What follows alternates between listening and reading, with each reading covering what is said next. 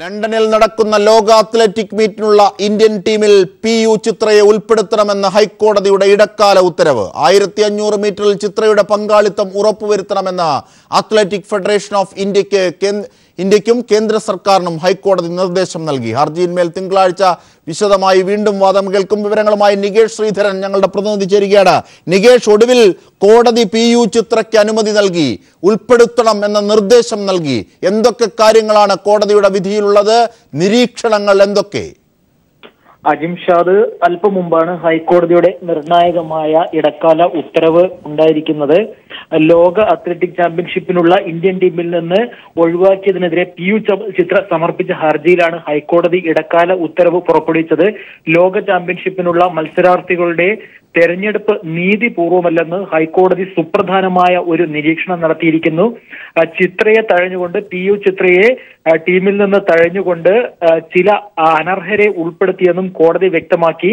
അതോടൊപ്പം തന്നെ 1500 മീറ്ററിൽ ചിത്രയുടെ പങ്കാളിത്തം ഉറപ്പാക്കണമെന്ന് അത്ലറ്റിക് ഫെഡറേഷൻ ഓഫ് ഇന്ത്യക്കും കേന്ദ്ര സർക്കാരിനും കർശനമായ നിർദ്ദേശവും ഹൈക്കോടതി ഇതോടൊപ്പം നൽകിയിരുന്നു. നേരത്തെ കേസ് ഹർജി വാദത്തിന് വന്നപ്പോൾ ചില നിർണായകമായ തെളിവുകൾ PU ചിത്രയുടെ അഭിഭാഷകൻ ഹൈക്കോടതിയെ ധരിപ്പിച്ചിരിക്കുന്നു. കാരണം ലണ്ടൻ ചാമ്പ്യൻഷിപ്പിനുള്ള സമയപരിധിക്ക് ശേഷവും ചില താരങ്ങളെ ഉൾപ്പെടുത്തിയതായി PU ചിത്രയുടെ അഭിഭാഷകൻ ഹൈക്കോടതിയെ ധരിപ്പിച്ചു.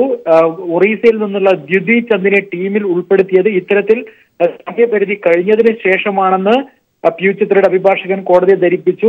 അതോടൊപ്പം തന്നെ ഇത് സംബന്ധിച്ച് ഒരു ഇമെയിലും PU ചിത്രയുടെ അഭിഭാഷകൻ കോടതിയിൽ നൽകി. ഇതെല്ലാം പരിഗണിച്ചതിന് ശേഷമാണ് അടിയന്തരമായൊരു ഇടക്കാല ഉത്തരവ് പുറപ്പെടുവിച്ചത്. കാരണം അടുത്ത മാസം 4-ാണ് PU ചിത്രയുടെ ഇനമായ 1500 മീറ്റർ മത്സരം ലണ്ടൻ ലോക ചാമ്പ്യൻഷിപ്പിൽ നടക്കുന്നത്.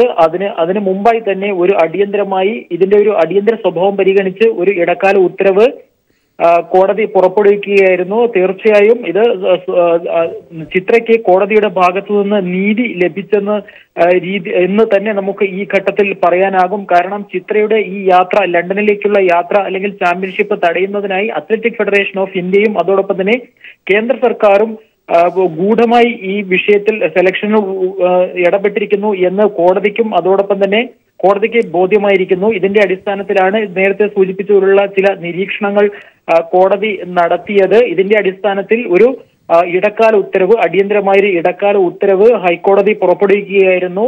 കാരണം അതോടൊപ്പം തന്നെ ഈ ഉത്തരവിനെ ഏത് വിധേനയാണ് അത്ലറ്റിക് ഫെഡറേഷൻ ഓഫ് ഇന്ത്യ നോക്കിക്കാണുന്നത് എന്നതാണ് ഇനി സുപ്രധാനമായ കാര്യം. ശരി നികേഷ് ശ്രീധരനാണ് വിവരങ്ങൾ നൽകിയത്. മറ്റൊരു വാർത്തയിലേക്ക്.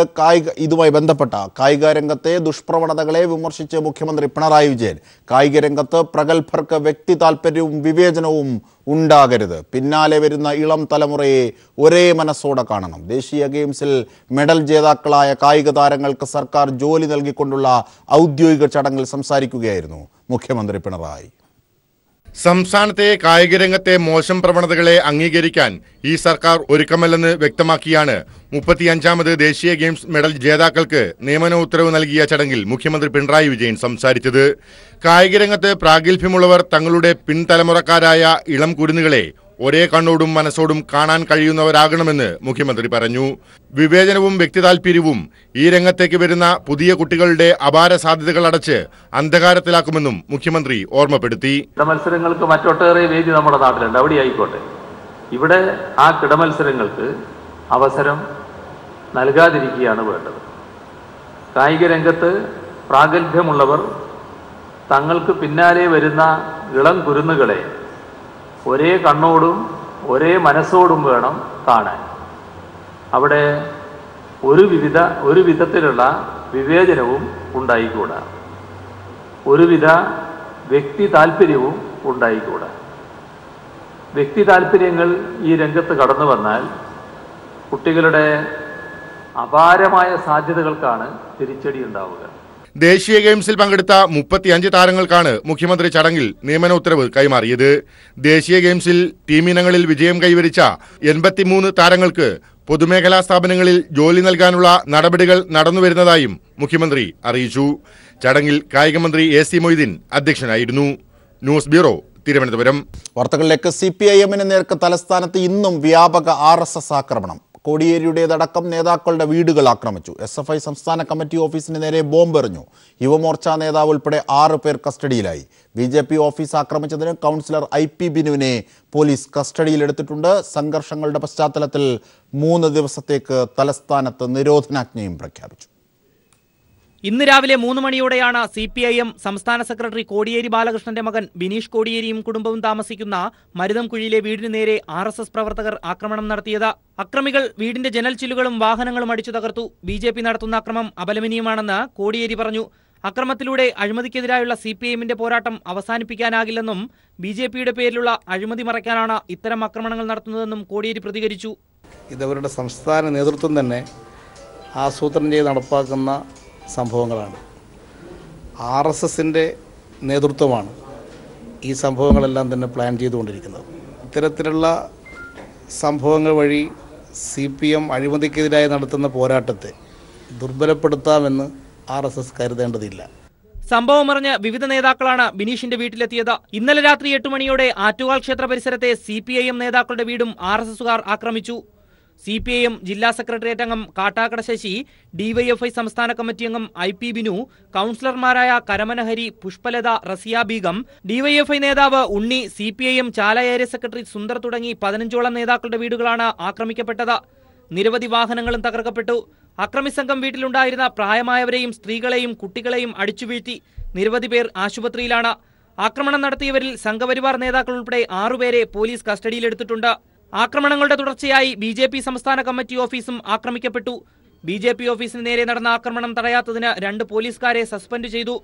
ജില്ലയിലുണ്ടായ ആക്രമണത്തെ തുടർന്ന് ജില്ലയിലെ എല്ലാ പാർട്ടി ഓഫീസുകൾക്കും കനത്ത സുരക്ഷയാണ് ഒരുക്കിയിരിക്കുന്നത്. തിരുവനന്തപുരം ടൗണിൽ സ്ഥാപിച്ചിട്ടുള്ള എല്ലാ പാർട്ടികളുടെയും കൊടിതോരണങ്ങളും കൊടിമരങ്ങളും എടുത്തുമാറ്റാൻ ജില്ലാ ഭരണകൂടം തീരുമാനിച്ചിരിക്കുകയാണ്.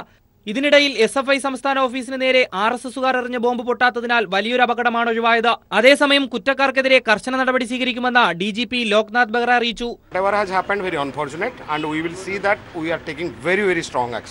News bureau, Thiruvananthapuram. പാർട്ടി ഓഫീസുകൾക്ക് നേരെ നടക്കുന്ന ആക്രമണങ്ങൾ അംഗീകരിക്കാനാകില്ലെന്ന് CPIM സംസ്ഥാന സെക്രട്ടറി കോടിയേരി ബാലകൃഷ്ണൻ. BJP സംസ്ഥാന കമ്മിറ്റി ഓഫീസിന് നേരെ ഉണ്ടായ ആക്രമണം അപലപനീയമാണെന്നും കോടിയേരി പറഞ്ഞു. ആക്രമണത്തിൽ പങ്കാളികളായ പാർട്ടി അംഗങ്ങളെ അന്വേഷണ വിധേയമായി സസ്പെൻഡ് ചെയ്യുമെന്നും കോടിയേരി തിരുവനന്തപുരത്ത് വ്യക്തമാക്കി. എന്നാൽ BJP നേതാക്കൾ നടത്തുന്ന അഴിമതിയിൽ നിന്ന് ജനശ്രദ്ധ തിരിക്കാൻ നേതൃത്വം ആക്രമണം ആസൂത്രണം ചെയ്യുകയാണെന്നും സംസ്ഥാന സെക്രട്ടറി കോടിയേരി ബാലകൃഷ്ണൻ പറഞ്ഞു. കേരളത്തിൽ ക്രമസമാധാനം തകർക്കാൻ കേന്ദ്രഭരണത്തിൻ്റെ തണലിൽ RSS നടത്തുന്ന ഗൂഢപദ്ധതിയുടെ ഭാഗമാണിത്. LDF സർക്കാർ അധികാരത്തിൽ വന്നതിന് ശേഷം തുടർച്ചയായി ഇത്തരം ആക്രമണങ്ങൾ കേരളത്തിൽ സംഘടിപ്പിക്കാനാണ് RSS നേതൃത്വം നൽകുന്നത്. CPM പ്രവർത്തകന്മാരെ പ്രകോപിപ്പിച്ച് അക്രമത്തിലേക്ക് തള്ളിവിടാൻ RSS നടത്തുന്ന ശ്രമമാണ് തിരുവനന്തപുരത്തുണ്ടായിട്ടുള്ള സംഭവം. സമാധാനം സ്ഥാപിക്കാനുള്ള തുടർ ശ്രമങ്ങൾ നടത്തണം. ഇത്തരം സംഭവങ്ങൾ നടന്നു എന്നുള്ളത് കൊണ്ട് ഇനി സമാധാന ശ്രമം വേണ്ട എന്നൊരു നിലപാടെടുക്കാൻ കഴിയില്ല. ഞങ്ങൾ അതിന് സന്നദ്ധമാണ്. BJP അതിന് സന്നദ്ധമാണോ? മെഡിക്കൽ കോളേജ് കോഴ ഉൾപ്പെടെയുള്ള അഴിമതി കഥകൾ BJPയുടെ മുഖം നഷ്ടമാക്കിയിരിക്കുകയാണ്. ഇതിൽ നിന്ന് ജനശ്രദ്ധ തിരിക്കാനുള്ള BJPയുടെ ആസൂത്രിതമായ നീക്കമാണ് CPIM നേതാക്കളുടെയും പ്രവർത്തകരുടെയും വീടുകൾക്ക് നേരെയുള്ള ആക്രമണം. കേരളത്തിൽ ക്രമസമാധാനം തകർന്നു എന്ന പ്രതീതി സൃഷ്ടിക്കാനുള്ള ഗൂഢനീക്കവും ഇതിനു പിന്നിലുണ്ട്. അതിലൂടെ സർക്കാരിനെ അസ്ഥിരപ്പെടുത്താമെന്ന വ്യാമോഹവും BJP വച്ചുപുലർത്തുകയാണ്. ആദ്യം ആക്രമണം അഴിച്ചുവിട്ടത് BJP RSS പ്രവർത്തകരാണ്. CPIM സമാധാനം ആഗ്രഹിക്കുകയാണ്. CPIM പ്രവർത്തകരെ പ്രകോപിപ്പിച്ച് പ്രശ്നങ്ങളുണ്ടാക്കാനും ശ്രമമുണ്ട്. പാർട്ടി സെക്രട്ടറിയുടെ വീട് ഉൾപ്പെടെ ആക്രമിച്ചത് ഇതിന് തെളിവാണെന്നും കോടിയേരി ബാലകൃഷ്ണൻ ചൂണ്ടിക്കാട്ടി. ഏതൊരു സാഹചര്യത്തിലും CPIM പ്രവർത്തകർ സംയമനം പാലിക്കണമെന്നും കോടിയേരി ആഹ്വാനം ചെയ്തു. News bureau, Thiruvananthapuram. തിരുവനന്തപുരത്തെ കണ്ണൂരാക്കി മാറ്റാൻ ശ്രമിക്കുന്നുവെന്ന് MM ഹസനും. കോഴ വിവാദത്തെ മറികടക്കാനാണ് BJP ശ്രമമെന്നും പോലീസ് ഇതിനെതിരെ ശക്തമായ നടപടി സ്വീകരിക്കണമെന്നും KPCC പ്രസിഡന്റ് MM ഹസൻ പറഞ്ഞു. തിരുവനന്തപുരത്തെ സമാധാനപരമായ ജനജീവിതത്തിന് വലിയ ഭീഷണി ഉയർത്തിയിരിക്കുകയാണ്. ഈ അക്രമത്തെ ശക്തിയായി അമർച്ച ചെയ്യണമെന്ന് ഞാൻ മുഖ്യമന്ത്രിയോട് ആവശ്യപ്പെടുകയാണ്. തിരുവനന്തപുരത്തെ ഒരു കണ്ണൂരാക്കി മാറ്റാനുള്ള ശ്രമമാണ് നമുക്ക് കാണാൻ കഴിയുന്നത്. വാർത്തകളിലേക്ക്. സംസ്ഥാന സർക്കാരിന്റെ അനുമതിയില്ലാതെ മിസോറാം സർക്കാർ കേരളത്തിൽ ലോട്ടറി വിൽക്കാൻ നടത്തിയ നീക്കം നിയമവിരുദ്ധമാണെന്ന് ധനമന്ത്രി ഡോക്ടർ തോമസ് ഐസക്. കേന്ദ്ര സർക്കാരിന്റെ ലോട്ടറി വിൽപ്പന ചട്ടങ്ങളുടെ ലംഘനമാണിത്. നിയമം പാലിക്കാതെ ലോട്ടറി വിൽക്കുന്നവർക്കെതിരെ നിയമ നടപടി സ്വീകരിക്കുമെന്നും ധനമന്ത്രി ഡോക്ടർ തോമസ് ഐസക് പറഞ്ഞു. കഴിഞ്ഞ ദിവസവും ഇന്നുമായിട്ടാണ് മിസോറാം സർക്കാരിന്റെ ലോട്ടറിയുടെ പരസ്യം സംസ്ഥാനത്തെ പത്രങ്ങളിലും സമൂഹ മാധ്യമങ്ങളിലും വന്നത്. കേന്ദ്ര സർക്കാരിന്റെ ലോട്ടറി വിൽപ്പന ചട്ടങ്ങൾ ലംഘിക്കുന്ന നടപടിയാണ് മിസോറാം സർക്കാരിന്റേത് എന്നതാണ് സംസ്ഥാന സർക്കാരിന്റെ നിലപാട്.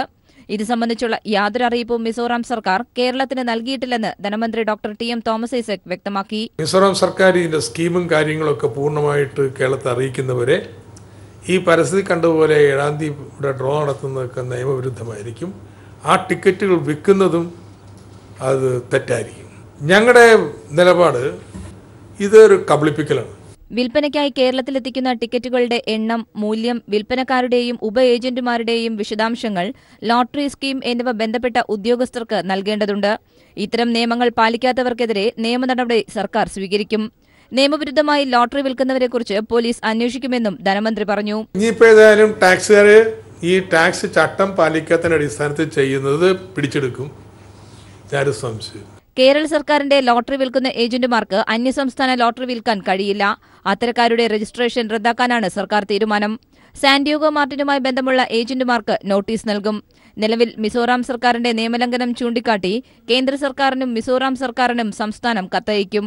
നിയമലംഘനമുണ്ടെങ്കിൽ നിരോധിക്കണമെന്നാവശ്യപ്പെട്ട് കേന്ദ്രത്തിന് കത്തയക്കാനാണ് സർക്കാർ തീരുമാനം.